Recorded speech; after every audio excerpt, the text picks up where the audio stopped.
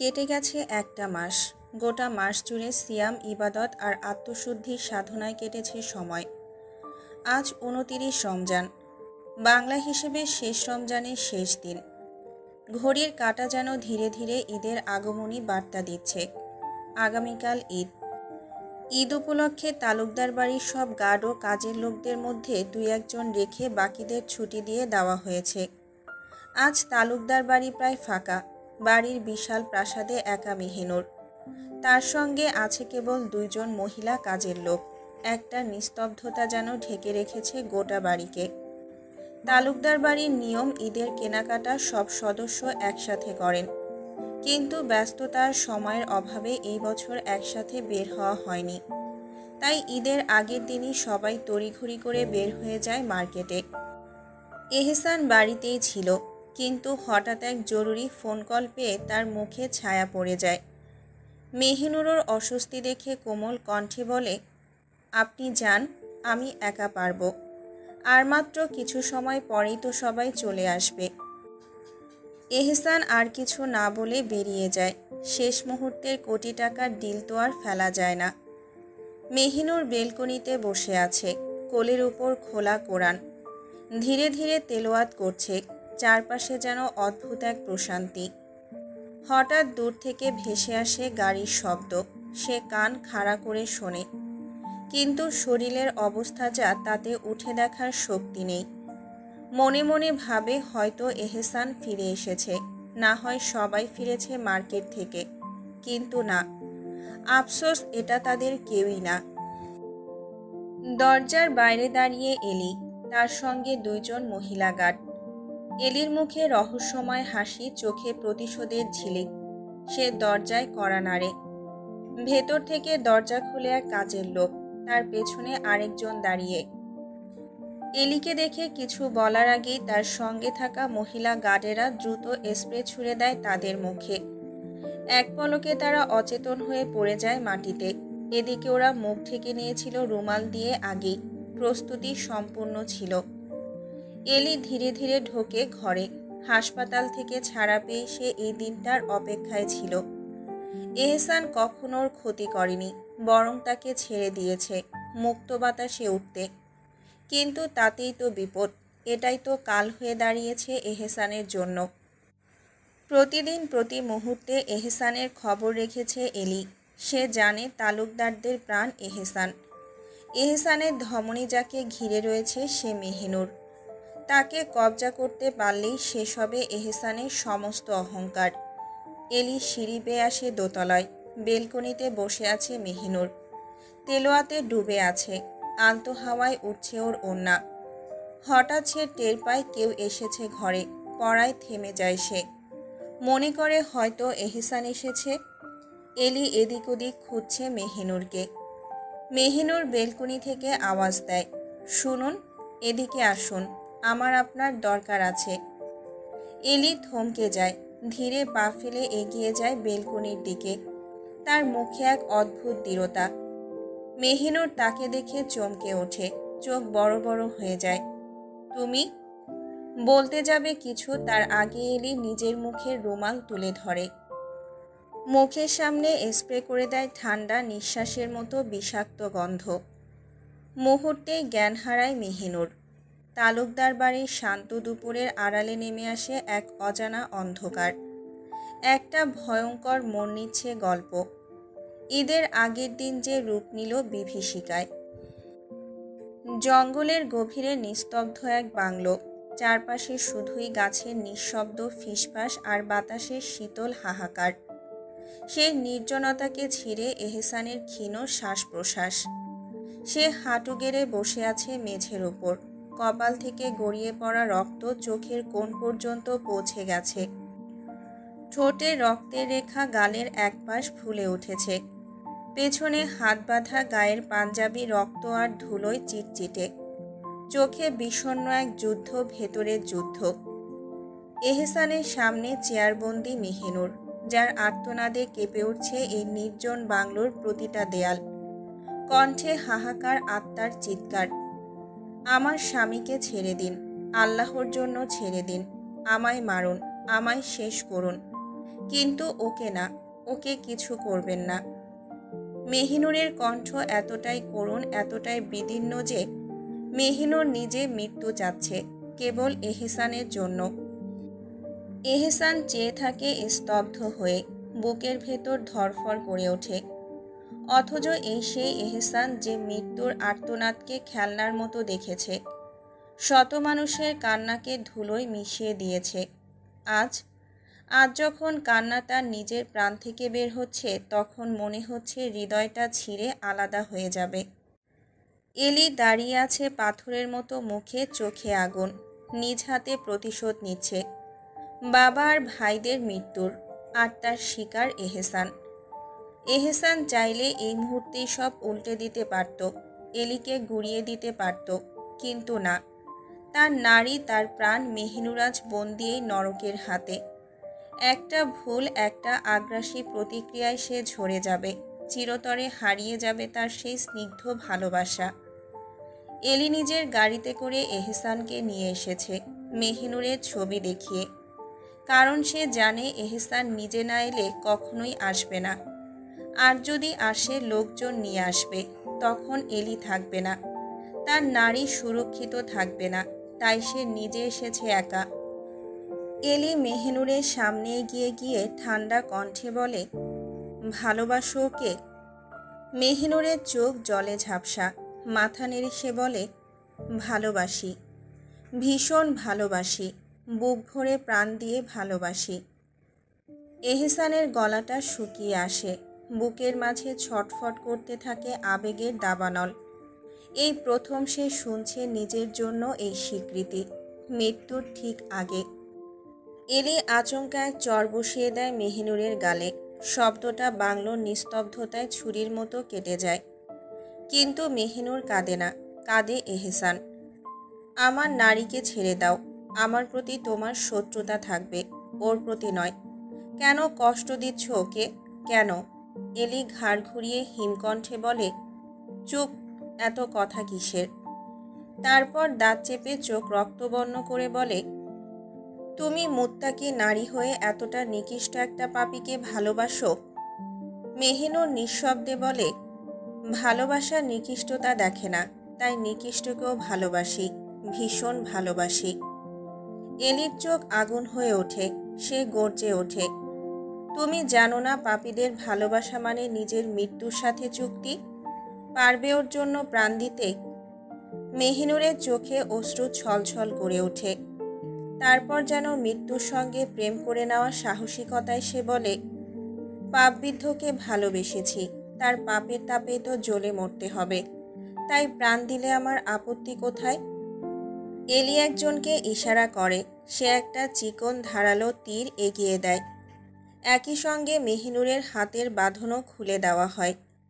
মেহিনুর উঠে দাঁড়ায়, পেটের যন্ত্রণায় মুখ কুঁচকে ওঠে। দাঁড়িয়ে দাঁড়িয়ে কাঁপছে সে, দেহে যন্ত্রণা, মনে ভয় আর হৃদয়ে ভালোবাসা। এলি ধীরে ধীরে সামনে এসে বলে, আমি তোমার স্বামীর মতো নিকৃষ্ট নই, আমি তোমাকে ছেড়ে দিচ্ছি, তোমার সন্তানকে রেখেই ছেড়ে দিচ্ছি। তুমি বাঁচবে, ঠিক থাকবে, বোনের মতো। কেবল একটা শর্ত আছে। মেহিনুর স্তব্ধ হয়ে তাকিয়ে থাকে, কণ্ঠ কাঁপে। কি শর্ত? এলি তখন ঠোঁটে এক ভয়ঙ্কর ঠান্ডা হাসি টেনে বলে, তোমায় এই তীর চালাতে হবে ওর বুকের মধ্যে। মেহিনুর যেন নিজে একটা কাঠ হয়ে যায়, তার চোখে বিস্ময়, কণ্ঠে ভাঙা ফিসফিস। না না, এটা সম্ভব না। এহসান গম্ভীর, শান্ত, অথচ ছায়ার মতো ভয়ানক কণ্ঠে বলে, সম্ভব প্রিয়তমা, পাপবিদ্ধদের বাঁচার অধিকার নেই। এহসানের চোখে আগুন, সে অনুভব করছে আজ হয়তো তার প্রিয়তমা তার জন্য প্রাণ দেবে। এই সত্য এতটাই অসহ্য। এলি মেহিনুরের সামনে এসে দাঁড়ায়, চোখে অদ্ভুত এক জ্বলন্ত দৃষ্টিতে তাকিয়ে তীর ওর দিকে এগিয়ে বলে, যাও, যদি নিজের সন্তান আর নিজেকে ঠিক রাখতে চাও, তাহলে ওর বুকে তুমি নিজে প্রথমে তীর ঢুকাও। আমি চাই ওর প্রিয়তমার হাতেই হোক ওর ধ্বংস। শব্দগুলো বিষের মতো শিরায় শিরায় বয়ে যায়। হঠাৎই বাংলোর বাতাস আরও ভারী হয়ে ওঠে। এহসান দীর্ঘশ্বাস ফেলে, চোখে এক অব্যক্ত অভিমান, এক নীরব প্রার্থনা। সে জানে আর মাত্র কিছু মুহূর্ত, আর কয়েক মুহূর্তেই সব শেষ হয়ে যাবে। মেহিনুর নিশ্চয়ই তাকে মেরে ফেলবে। একজন মা নিজের সন্তানকে বাঁচাতে যা খুশি তা করতে পারে, সব। এহসান চুপচাপ তাকিয়ে থাকে মেহিনুরের দিকে, শুধু মৃত্যুর অপেক্ষায়। মেহিনুর কেঁদে উঠে বলে, না না, আমি পারবো না। কিন্তু এলি থেমে থাকে না। এক হাতে ছুরি তুলে মেহিনুরের পেটে ঘেঁষিয়ে বলে, ঢুকিয়ে দিই। তার আগেই এহসান চিৎকার করে ওঠে, না না, এমন করো না। আমায় মারবে ও, আমায়ও মারবে। তার কণ্ঠে আকুতি, বুকের গহীন থেকে উঠে আসা করুণ আর্তনাদ। সে কাপা গলায় বলে, পাপিষ্ঠদের বেশি দিন বাঁচতে নেই, মেরে ফেলো। তুমি আমায় মেরে ফেলো। আমি তোমার হাতে নিজের মৃত্যু চাই প্রিয়তমা। মেহিনুরের চোখ ছলছল করে ওঠে, তার হৃৎপিণ্ড ছিঁড়ে যাচ্ছে ভেতর থেকে। এমন মুহূর্তে, এমন বিকট বাস্তবতার সামনে বুক ধকধক করে কেঁপে উঠছে বারবার। মেহিনুর এক পলক এহসানের দিকে তাকায়, অতঃপর এলির দিকে। তারপর ধীরে ধীরে কাপা হাতে সেই তীক্ষ্ণ তীরটি তুলে নেয়। আঙুল কাঁপছে, তবুও তীরটি ধরে রাখে। বুকের ভেতরে আগুন জ্বলছে, মনে হচ্ছে হৃদয় ভেঙে চুরমার হয়ে যাচ্ছে শব্দহীনভাবে। এহসানের বুক ধক করে ওঠে। সত্যি কি তার ভয়ের আশঙ্কায় সত্যি হতে চলেছে? এই তো শেষ মুহূর্ত। কিন্তু তার মন বলে কিছুই হয়তো ভুল হচ্ছে না। তার চেয়েও বড় সত্য, এটাই তার পরম সৌভাগ্য। প্রিয়তমার হাতে মৃত্যু, কি অদ্ভুত এক প্রাপ্তি, কি ভয়ঙ্কর এক সৌন্দর্য। মেহিনুরের পা কাঁপছে। সেই কাঁপা পায়ে সে ধীরে ধীরে এগিয়ে আসে এহসানের দিকে। তীরটা শক্ত করে ধরে রাখে, যেন একটা সিদ্ধান্তের মুখোমুখি দাঁড়িয়ে সে। হয়তো এই মুহূর্তে সে নিজেকেই প্রশ্ন করছে বারবার, তুই কি পারবি? পারবি তাকে মেরে ফেলতে, যাকে ভালোবেসেছিস জীবনের চেয়ে বেশি, যে মানুষটা তোকে তার পৃথিবী বলতো? তুই পারবি? এহসান অপলক দৃষ্টিতে তাকিয়ে থাকে মেহিনুরের দিকে। তার চোখে এখনো ভাসছে সেই একরাশ মায়া, সেই নরম শীতলতা, যেন সে মৃত্যুকে নয়, ভালোবাসার প্রতিমূর্তিকে দেখছে শেষবারের মতো। নিজের প্রিয় নারী, নিজের বেয়াদব নারী, নিজের আপন নারী, নিজের প্রিয়তমা, নিজের স্নিগ্ধময়ী, নিজের কবুতরের বাচ্চাটা। এই মুহূর্তে সব কিছু মিলেমিশে গেছে তার চোখে। এহসানের চোখ আটকে আছে মেহিনুরের রূপে। সাদা গোল একটা ড্রেসে আছে যেন কোনো অশরীরী বেদনার প্রতিমা। বড় কোনো ওড়না নেই, তবু এক বিশুদ্ধতা ছড়িয়ে আছে তার চারপাশে। চারপাশে থাকা সব মেয়ের মাঝেও সে আলাদা। মনে হচ্ছে সে কোনো নিঃশব্দ যোদ্ধা, ভালোবাসার যন্ত্রণার দ্বন্দ্বে পুড়ে যাওয়া এক অগ্নিশিখা। ওর সাদা পোশাকে আজ এক অপার্থিব সৌন্দর্য। কালো ঘন চুল আজ খোপা করে নয়, বরং হাঁটুর নিচ অব্দি ছড়িয়ে আছে। সেই চুলগুলো মৃদু বাতাসে দুলছে। মনে হচ্ছে এহসানের হৃদয়ের শেষ স্পন্দনের সঙ্গে তাল মিলিয়েছে। আর সেই গোলাপি ঠোঁটজোড়া, থাপ্পড়ের চিহ্নে রক্তে রঞ্জিত, তবুও ভয়ঙ্কর সুন্দর, ভয়ানক কোমল, তীব্র এক সৌন্দর্যে মোড়া। তার চোখ সেই আঁখি জোড়ায়, যেখানে এহসান হারিয়ে যেত বারবার। আজও আজও সে তাতে হারিয়ে যাচ্ছে। কিন্তু এবার সে জানে, এই হারিয়ে যাওয়া চিরকালের মতো হবে। মৃত্যুর সীমানায় দাঁড়িয়ে এহসান হঠাৎই আলতো হেসে ফিসফিস করে ঠোঁট নাড়িয়ে বলে, আমার স্নিগ্ধময়ী, নিজের স্নিগ্ধতায় আর আমায় রাঙাবে না। আর আমার প্রিয়তমা নিজের মায়াময়ী আঁখি দ্বারা আমার ন্যায় তাকাবে না। আর কখনো প্রিয় পুরুষ বলে জড়িয়ে ধরবে না। ওর কণ্ঠ স্তব্ধ হয়ে যায়, চোখ দুটো ছলছল করছে। হাসছে সে, কিন্তু সেই হাসি যেন শূন্যে, যেন সমস্ত অনুভূতির অন্তিম সেই হাসির মধ্যেই লুকিয়ে আছে। মেহিনুরের হাত কাঁপছে, বুক ফেটে কান্না আসছে, কিন্তু সে নীরব। চোখ ফেটে জল গড়াচ্ছে, কিন্তু সে কেবল দাঁড়িয়ে আছে। হাতের তীর তার কলিজার দিকে তাক করা। এই মুহূর্তে দুটো মন একে অন্যকে ছিঁড়ে খাচ্ছে ভালোবাসার ভয়ঙ্কর পরিণতিতে। মেহিনুর ধীর পায়ে এগিয়ে এসে এহসানের সামনে দাঁড়ায়। চোখে শূন্যতা, মনে ঝড়। কাপা হাতে ধরা তীরটি সে উঁচু করে, যেন কোনো কঠিন সিদ্ধান্তের মুখে দাঁড়িয়ে আছে।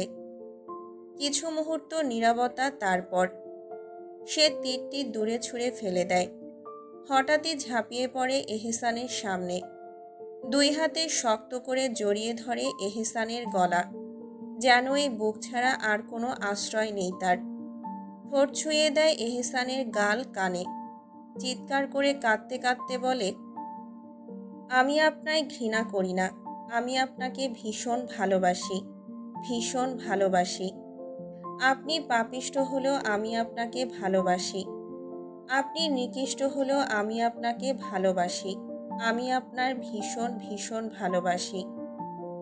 মেহিনুরের প্রতিটা শব্দ যেন বুক চিরে বেরিয়ে আসছে, প্রতিটা বাক্যে জমে থাকা অশ্রু, প্রতিটা নিঃশ্বাসে অমোচনীয় যন্ত্রণা।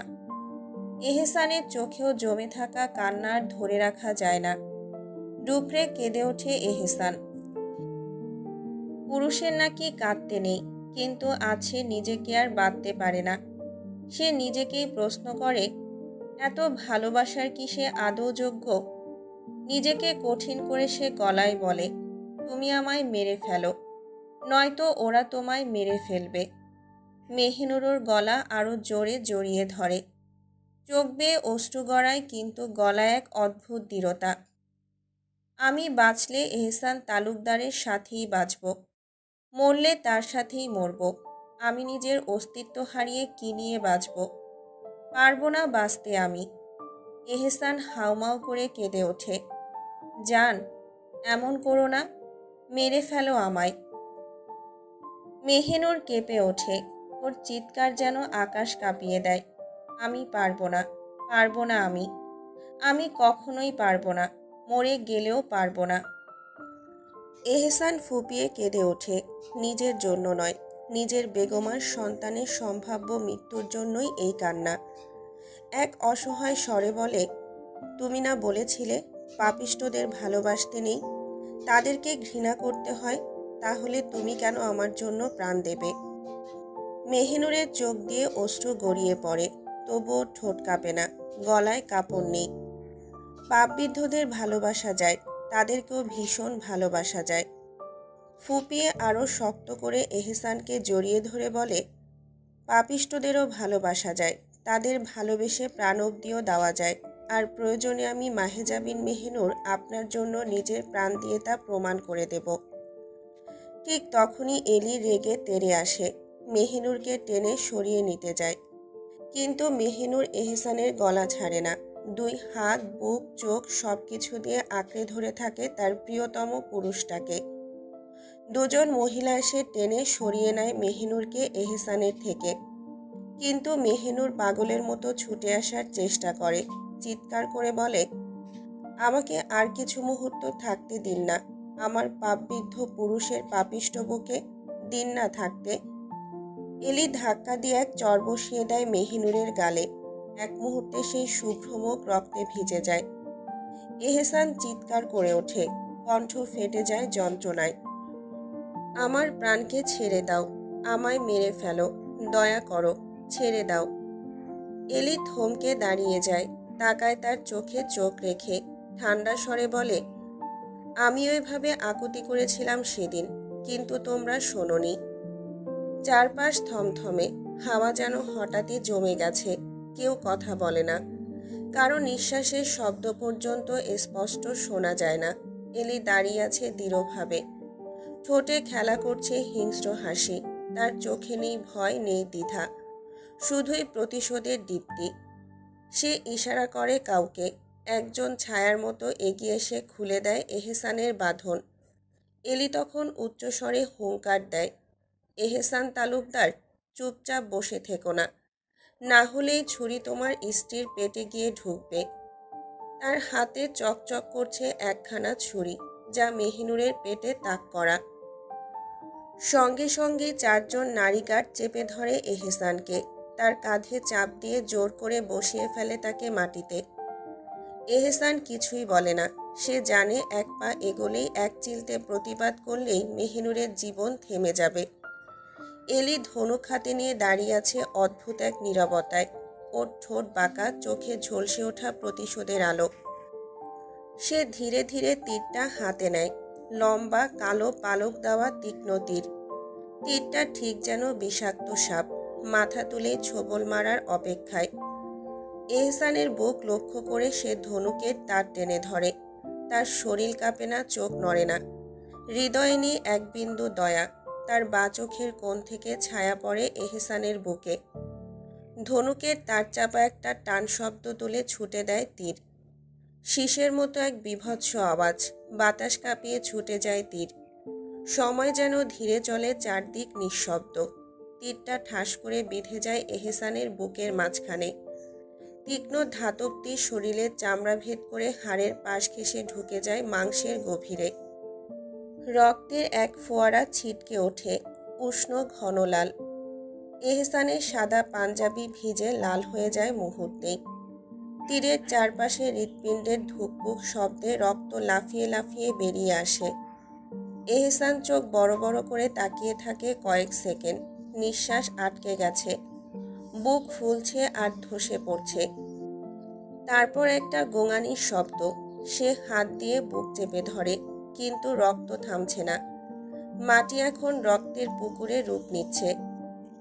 দূরে বাঁধা মেহিনুর সেই দৃশ্য দেখে এক দুনিয়া বিধ্বংসী চিৎকারে ফেটে পড়ে।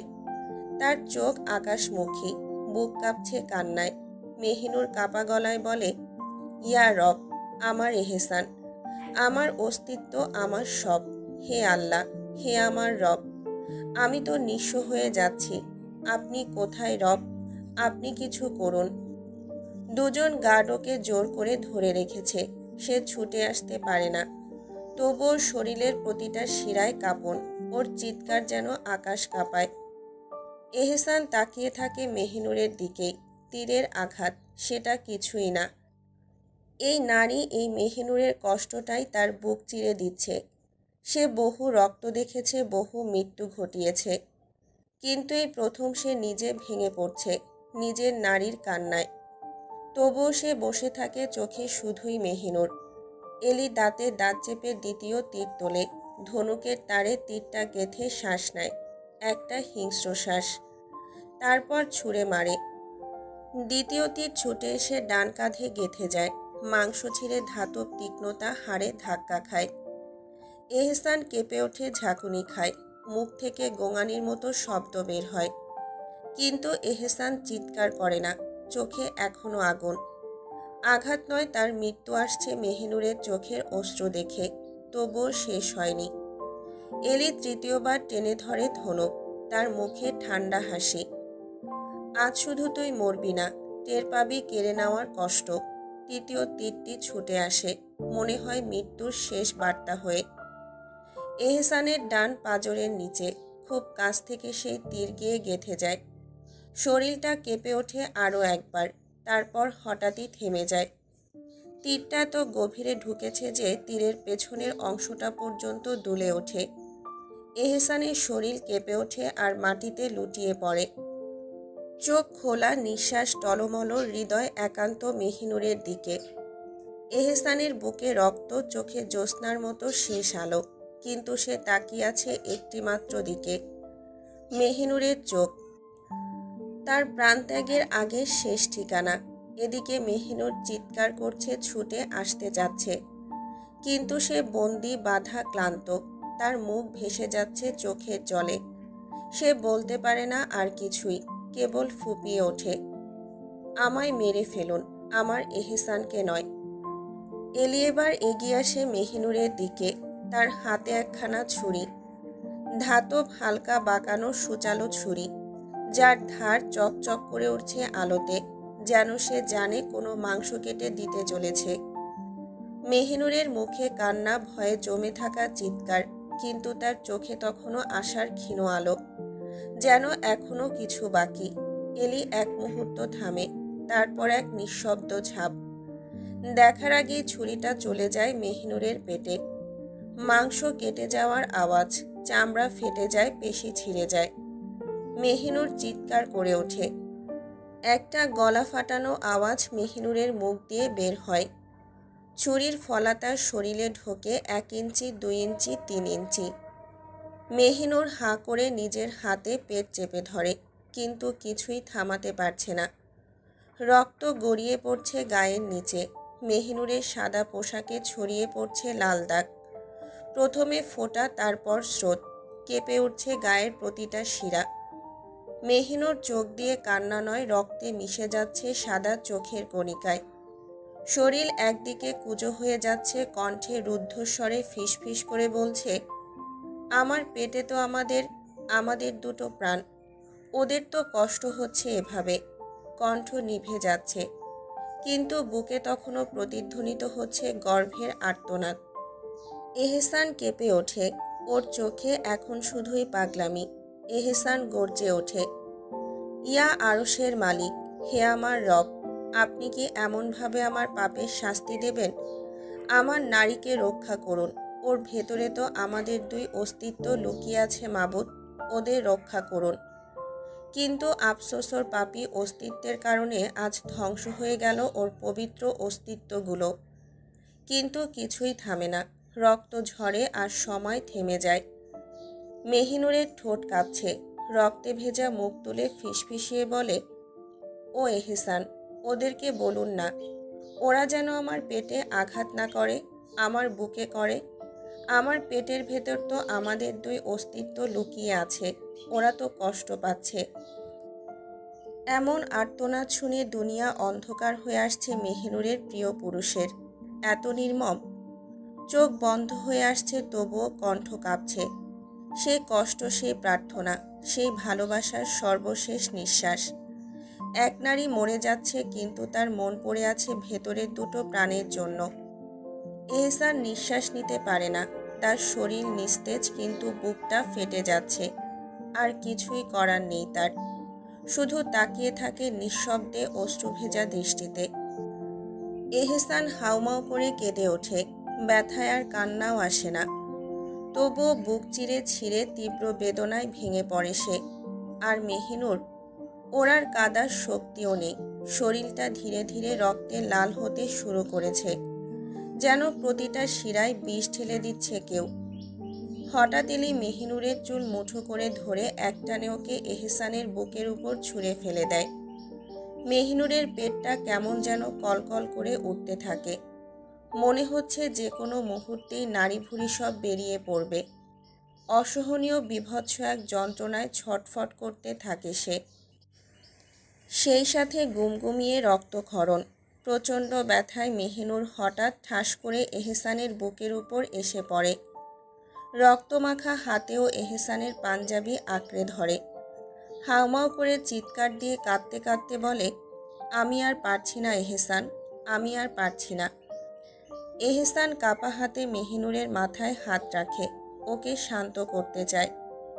গলার ভেতর থেমে যাওয়া কান্না গিলে ফেলে ফিসফিস করে বলে, কেঁদো না, রব আছেন, তিনিই সব ঠিক করে দেবেন। আর আমি তো আছি, সব ঠিক হয়ে যাবে ইনশাআল্লাহ। কিন্তু তখন এহসান নিচে তাকায়। তার দৃষ্টি আটকে যায় মেহিনুরের শরীরে। তার প্রাণ ছিঁড়ে যায়। মেহিনুরের সাদা কামিজ আর পায়জামা রক্তে রাঙা। তার পবিত্র অস্তিত্ব এক নিঃশব্দ ধ্বংসের পথে এগিয়ে চলেছে। এহসান কাঁপতে থাকা হাতে মেহিনুরের উরুতে হাত রাখে। নিজের হাতে লাগে একটু রক্ত। সেই রক্তমাখা হাত সামনে তোলে। কাঁপা কাঁপা গলায় বলে, আমার সন্তান, আমার অস্তিত্ব, আমার সন্তান।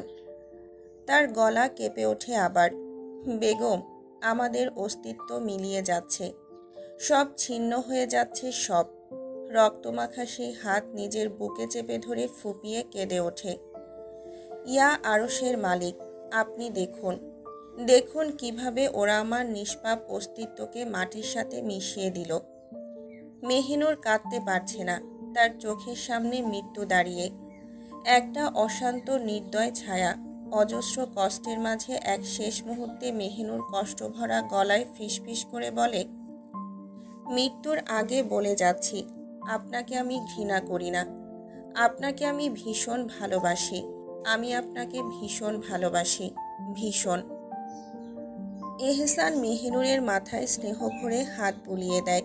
তার অশ্রুভরা চোখের দিকে তাকিয়ে বলে, পাগলি, এসব বলতে নেই।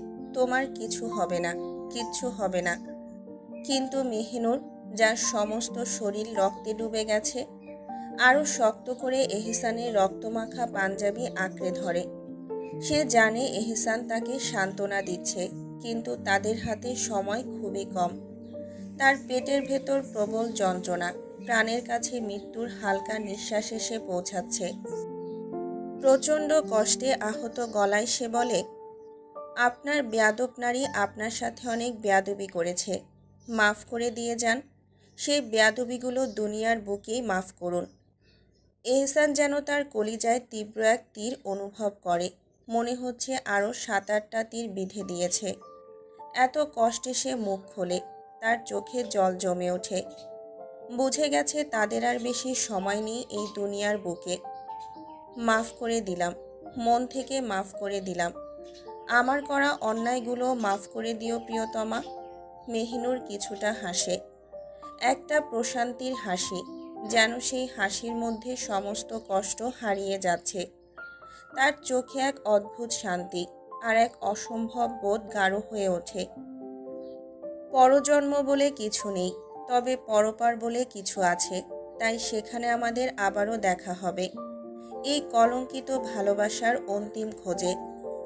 এই বলে মেহিনুর কাপা হাতে এহসানের বুকের দিকে হাত বাড়ায়। মেহিনুরের আঙুল ধীরে ধীরে তীরের গা বেয়ে নামতে থাকা রক্ত ছুঁয়ে দেয়। রক্তমাখা তীরটা তখনও এহসানের বুকের গভীরে গাঁথা। শ্বাসের সাথে সাথে কাঁপছিল হালকা করে। সে জানেই তীরটা তাকে নিয়ে যাচ্ছে মৃত্যুর দিকে, তবুও নিজের কাঁপতে থাকা হাত দুটো দিয়ে সে সেই তীরটা তুলে নেয়। একটা নিষ্পাপ মমতায় একটুখানি ব্যথা নিজের ভেতর টেনে নেয়। নিজের চোখে তখন শুধু একটাই আকুতি, সে বাঁচুক, আমার প্রিয় পাপিষ্ঠ পুরুষটা বেঁচে থাকুক। তীরটা বেরিয়ে এলে রক্তের এক ফোঁটা ছিটকে পড়ে মাটিতে। এহসান তীব্র ব্যথায় চোখ মুখ বুজে নেয়। আর ঠিক তখনই দূরে দাঁড়িয়ে থাকা এলির চোখে পড়ে সেই মুহূর্ত। সে স্থির শান্ত, মুখে তীব্র ঘৃণার ছায়া। কোনো শব্দ করে না, কোনো চিৎকার নয়, শুধু ধীরে ধীরে তোলে আরেকটা তীর। ওর চোখে কোনো হাহাকার নেই, কোনো আবেগ নেই, শুধু প্রতিশোধের এক নিঃশব্দ প্রতিজ্ঞা। ধীরে ভয়ানকভাবে সে ধনুক টানে। তীরটা ছড়ে এমন নিখুঁত কৌশলে মনে হয় দীর্ঘদিন ধরে সেই মুহূর্তটার জন্যই অপেক্ষায় ছিল। তীর ছুটে আসে বাতাস চিরে, না গর্জে না গম্ভীর হয়ে, একটা ঠান্ডা নিঃশ্বাসের মতো। তীরটা বিদ্ধ করে মেহিনুরের পেট, তারপর ভেদ করে এহসানের পেটে, গেঁথে যায় দুজনে তীর দ্বারা। দুজনেই দুলে ওঠে। একটা নিঃশব্দ মৃত্যু নেমে আসে তাদের চারপাশে। ব্যথায় দগ্ধ হয়ে মেহিনুর হঠাৎই নুয়ে পড়ে। ওর ডান হাতটা কেঁপে ওঠে। অসহায়ভাবে মাটি খাবলে ধরে মেহিনুর। আঙুলের ফাঁকে ভরে ওঠে রক্তমাখা ধুলোর কণা। আর অন্য হাতে এহসানের বুকটা আঁকড়ে ধরে শেষ শক্তিটুকু দিয়ে। এক গভীর কষ্ট আর মায়ার টানে সে এহসানকে নিজের শরীরের কাছে টেনে আনে। আঁকড়ে ধরার কারণে মেহিনুরের শাহাদাত আঙুল অসচেতনভাবে মুহূর্তের ভেতরই ঢুকে পড়ে এহসানের তীরবিদ্ধ পাঁজরের ক্ষতের গভীরে। একটা টুপ শব্দ হয়, নিঃশব্দ আর হাহাকারে মেশা। এহসান এতে চিৎকার করে ওঠে না, কেবল কাতর শব্দ বেরোয় গলা দিয়ে। ব্যথায় এহসানের চোখ ঝাপসা হয়ে আসে। বাম হাতে আঁকড়ে ধরে সে একটা মাটির দলা, জোরে, এমনভাবে যেন সেই মাটি ছিঁড়ে নিতে চায় সমস্ত যন্ত্রণাকে। দুজনের দেহ কাঁপছে, ভেতরে বাহিরে যন্ত্রণায়, ভালোবাসায়, মৃত্যুর ছায়ায়। মেহিনুর দম নিয়ে কালেমা পড়ে নেয়, তারপর এক দীর্ঘ প্রশান্তির শ্বাস ফেলে। মনে মনে বলে, আমি মারা যাচ্ছি, তবে প্রমাণ রেখে যাচ্ছি। পাপিষ্ঠদেরও ভালোবাসা যায়, তাদের দহনেও পুড়ে যাওয়া যায়, তাদের ভালোবেসে প্রশান্তির চিরনিদ্রাও গ্রহণ করা যায়। মৃত্যুর ছায়ায় সে জড়িয়ে ধরে তাকে, অন্তর ডুকরে কেঁদে উঠে বলে, না হতে পারলাম মা খাদিজার মতো দিনদার আর স্বামী ভক্ত, না হতে পারলাম মা ফাতেমার মতো পর্দাশীল আর সংসারী, না হতে পারলাম মা মারিয়ামের মতো পবিত্র, না হতে পারলাম মা আয়সার মতো জ্ঞানী, আর না ছিল আমার মধ্যে বিবি আসিয়ার মতো ইমানি শক্তি। আজ আমি এক লজ্জিত মুসলিম নারী হয়ে বিদায় নিচ্ছি এই দুনিয়ার বুক থেকে। এহসান বুঝতে পারে তার প্রাণের, তার ভালোবাসার শেষ ঠিকানা খুব শিগগিরই বিদায় নিচ্ছে। এহসান কাপা হাতে নিজের আপন নারীর মাথায় হাত বুলিয়ে দেয়, কাতর গলায় বলে, ঘুমিয়ে যাও প্রিয়তমা, চিরতরে। আমার এই পাপিষ্ট পাজরে আবারও দেখা হবে পরপারে, নতুন কোনো অধ্যায়ের সূচনা নিয়ে। আর কিছু বলতে পারে না এহসান, আর কিছু ভাবার শক্তিও নেই মেহিনুরের। তবুও মেহিনুরের খুব ইচ্ছে হচ্ছে এটা বলার, পরপারে আমার মুখোমুখি দাঁড়ালে পাপমুক্ত হয়েই দাঁড়াবেন, নয়তো আমার মুখোমুখি হবেন না। মেহিনুরের চোখের পাতা নিভে আসে, কানে ভাসে, তোমার প্রতি আমার ভালোবাসা যদি কলঙ্কের হয় তবে এই কলঙ্কই আমার জন্য চিরন্তন। তোকে আমি খুব ভালোবাসি, খুব। বেয়াদব নারী, আর বেয়াদবি করিস না। থাকুক না তোমার আমার ভালোবাসা কলঙ্কে আর পাপে ঘেরা। কিন্তু আর কিছু বলতে পারে না মেহিনুর, শুধু ঠোঁটটা কেঁপে ওঠে একটুখানি, তারপর স্তব্ধ, দম বেরিয়ে যায় চিরতরে। ঠিক যেমন সে তাহাজ্জুদের দীর্ঘ রাতগুলোতে কেঁদে কেঁদে চাইত, আল্লাহ, আমার মৃত্যু যেন হয় আমার পাপিষ্ঠ প্রেমিকের বুকে। হয়তো আল্লাহ কবুল করে নিয়েছেন তার সেই কান্না ভেজা মিনতি, হয়তো তার চোখের পানি রবের পছন্দ হয়েছে, তাই তো আপন পুরুষের আপন বুকে তীরের আঘাতে সে শেষ হলো। চির নিদ্রা নিল ভালোবাসার কবর ঘরে, রক্তমাখা বুকে মুখ গুজে। এহসানের শ্বাস ক্রমশই ভারী হয়ে উঠছে, তীর বিঁধেছে শরীরে, রক্ত ঝরছে, কিন্তু সে তাতে কষ্ট পাচ্ছে না। তার যন্ত্রণা অন্যখানে, প্রিয়তমারই ভয়ানক মৃত্যু তাকে ছিন্ন ভিন্ন করে দিচ্ছে। আজ সে বুঝতে পারছে নিজের ভুলগুলো, বুঝতে পারছে যে একদিন একজন মুত্তাকি বান্দা হতে চেয়েছিল, যে আল্লাহর ইবাদত করত, সব কিছু আল্লাহর জন্যই করত। সেই ব্যক্তি একদিন ক্ষমতার লোভে পড়ে নিজের অন্তর কলুষিত করেছে, আল্লাহর নামে পাপকে নির্মূল করতে গিয়ে নিজেই পাপী হয়ে উঠেছে, নিজেই ভয়ঙ্কর হয়ে গেছে। এটাই হয়তো আল্লাহর দুনিয়ায় দান করা বিচার, এই নিষ্ঠুর হাড়ভাঙা ফল। আমি জানতাম আল্লাহর আযাব কতটা ভয়ঙ্কর, তার আয়াত পড়তাম প্রতিদিন, তবুও কেন আমি ভুলে গেলাম, তবুও কেন করলাম পাপ।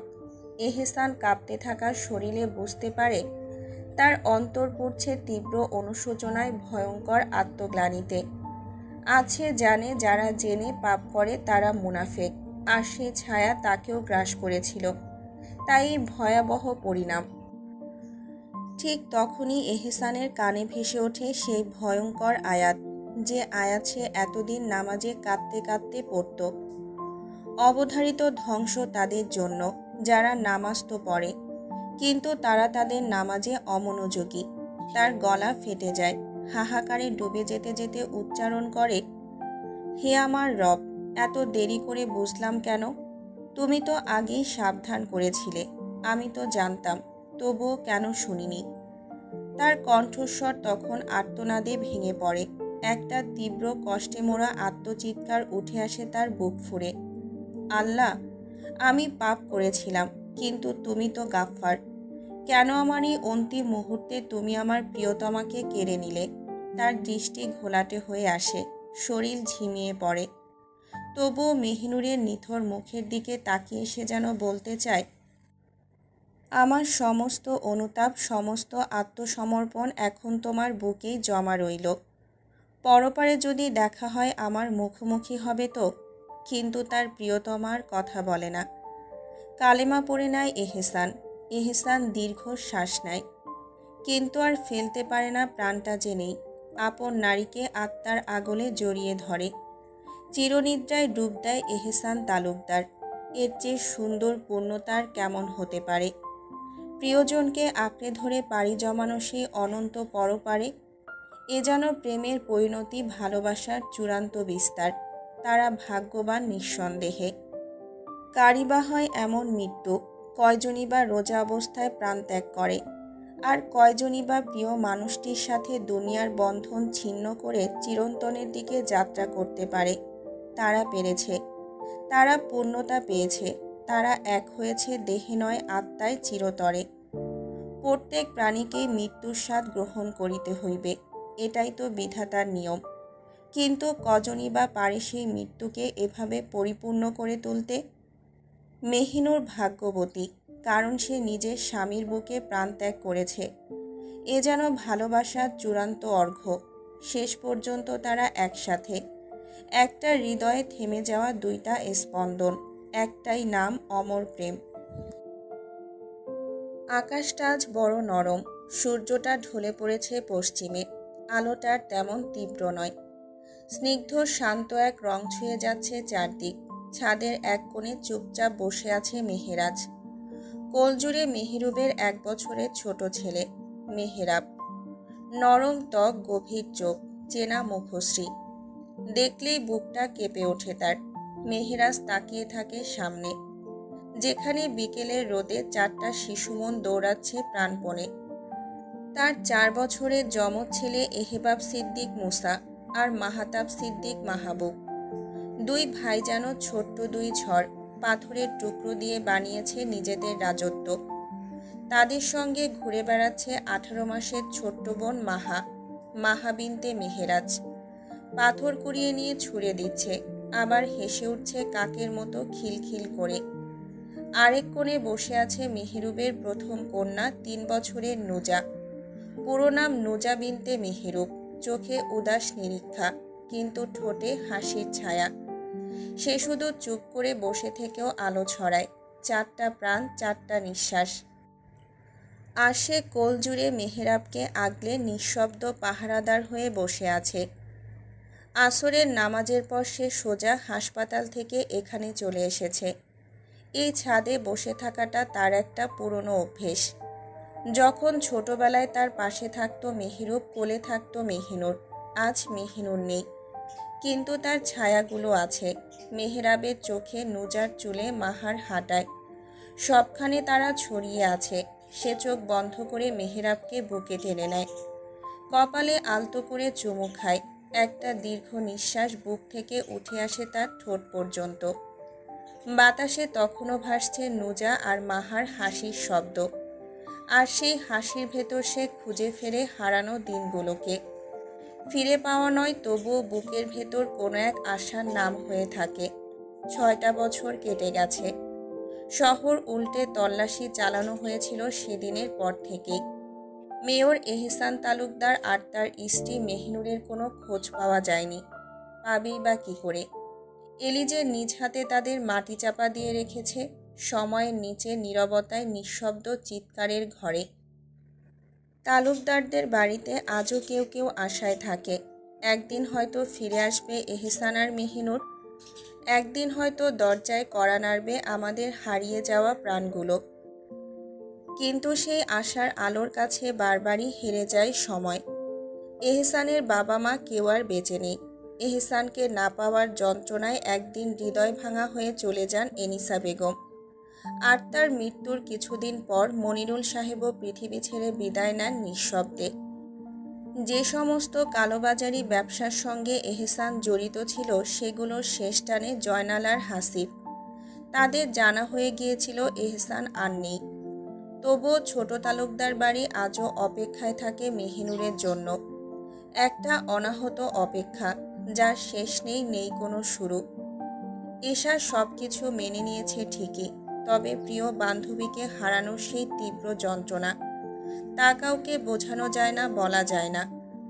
মেহেরুব আর মেহেরাজ প্রতিদিন ভুলে থাকার চেষ্টা করে তাদের ছোট্ট মেহিনুরকে, কিন্তু রক্তের টান কি আর মুছে ফেলা যায়? তাদের হৃদয়ে এখনো সেই অরুণনন বাজে। একদিন ফিরে আসবে সে, একদিন। তাহাজ্জুদের মুনাজাতে কত রাজ্যে কেঁদে কেঁদে প্রার্থনা করেছে তারা, হে রব, আমাদের ছোট্ট পরিটাকে ফিরিয়ে দাও। মোস্তফা সাহেবও আর বেঁচে নেই। মনিরুল সাহেবের মৃত্যুর পর তিনিও চলে যান। এনিফা বেগম আছেন, তবে তিনি অসুস্থ। শুধু মাঝারুল সাহেব এখনও মেয়ের শোকে কাতর হয়ে বোকার মতো প্রতিদিন বড় তালুকদার বাড়িতে এসে খোঁজ নেন মেহিনুর এসেছে কিনা। সেদিন ঈদের মার্কেট থেকে ফিরে তারা পেয়েছিল কেবল 2 জন কাজের লোককে। অনেক জিজ্ঞেস করেও কিছুই জানতে পারেনি কেউ। অনেক খোঁজা হয়েছিল সারা শহরের অলিতে গলিতে।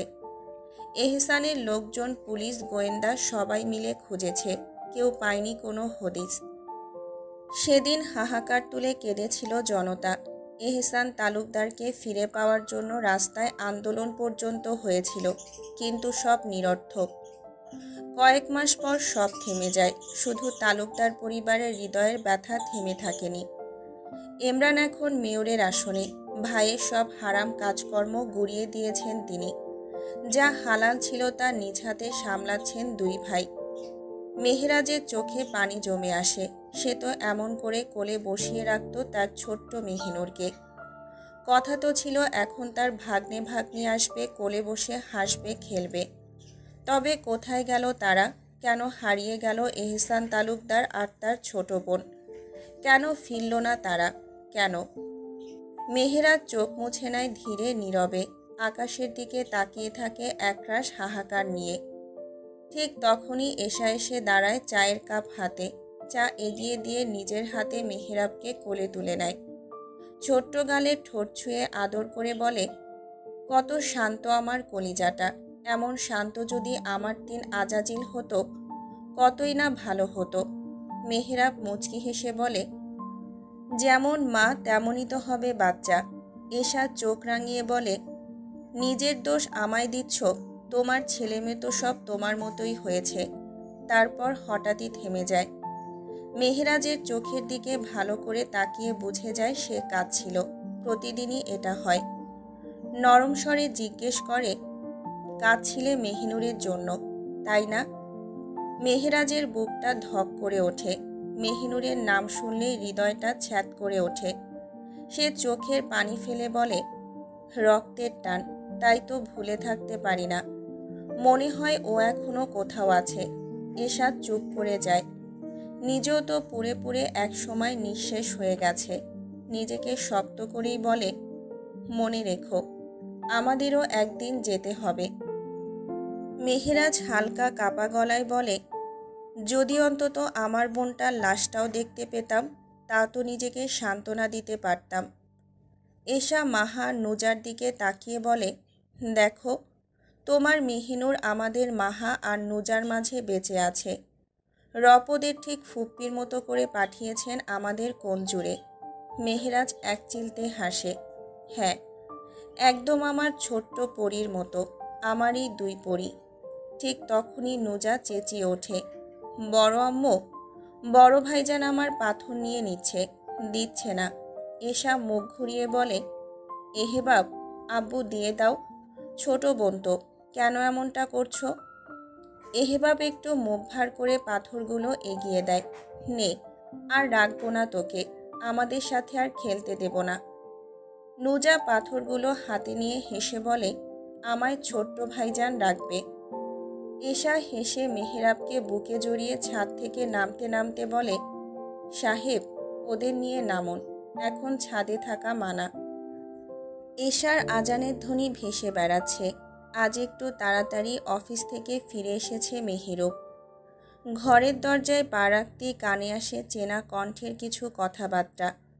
টুনির মা, অর্থাৎ নুরি, টুনিকে শাসাচ্ছে, আজ আসতে দে তোর বাপকে, দেখবে কি করি।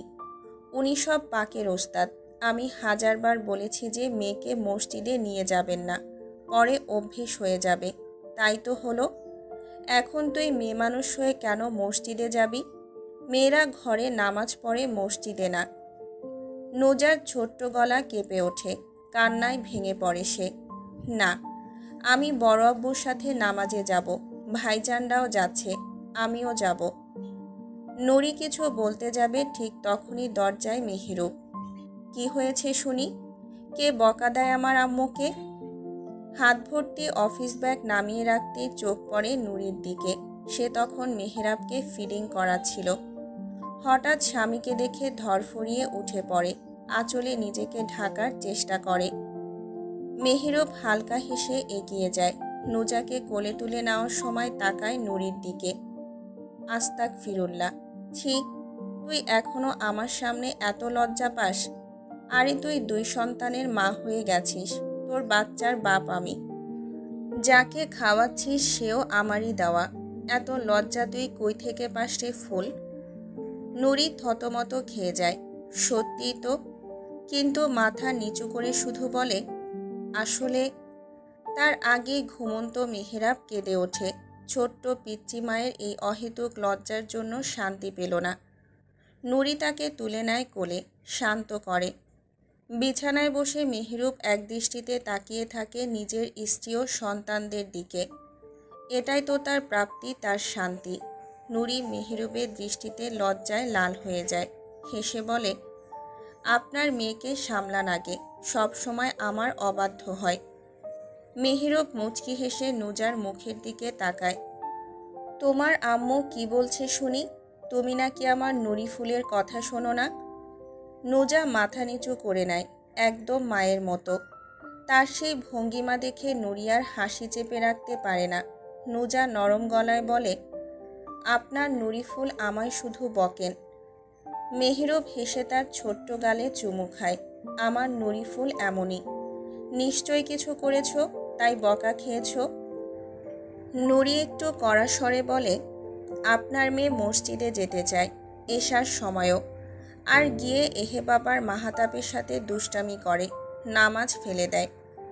নুজা মাথা নিচু করে ফিসফিসিয়ে বলে, আর এমন হবে না আব্বু নুরি ফুল, আপনি আমায় যেতে দিন মসজিদে। নুরি এবার উঠে দাঁড়ায়, কণ্ঠ কঠিন।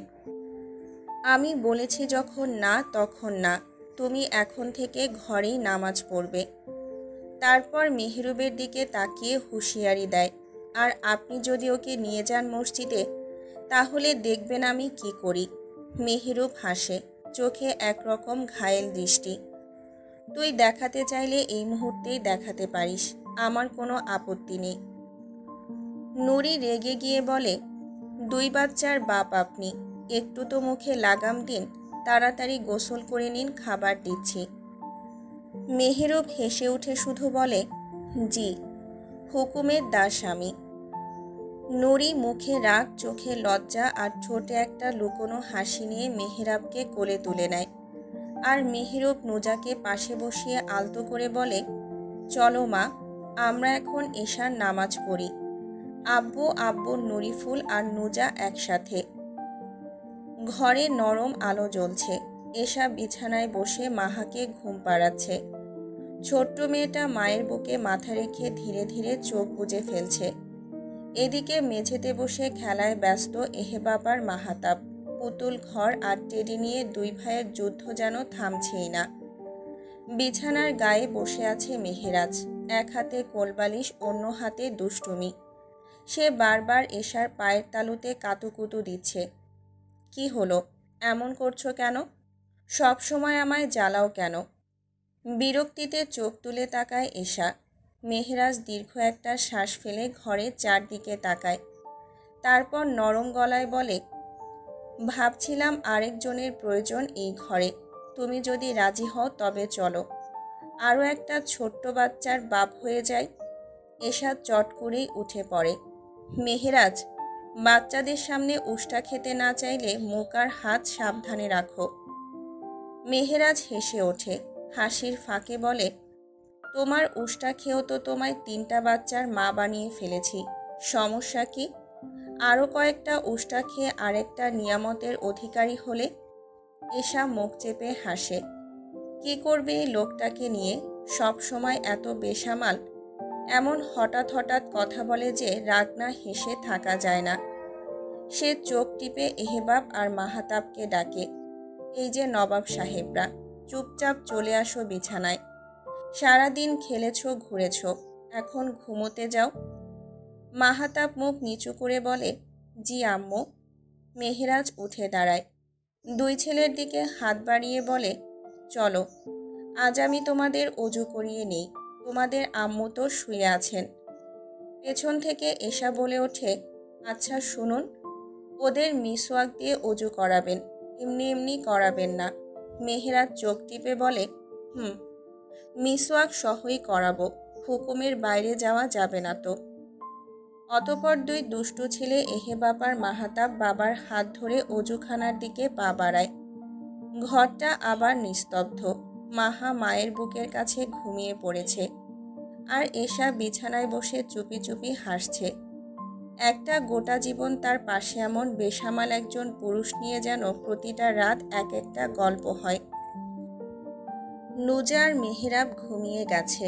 বেলকনির ঠান্ডা বাতাসে আধো আলোয় নীরবতা ছড়িয়ে আছে চারপাশে।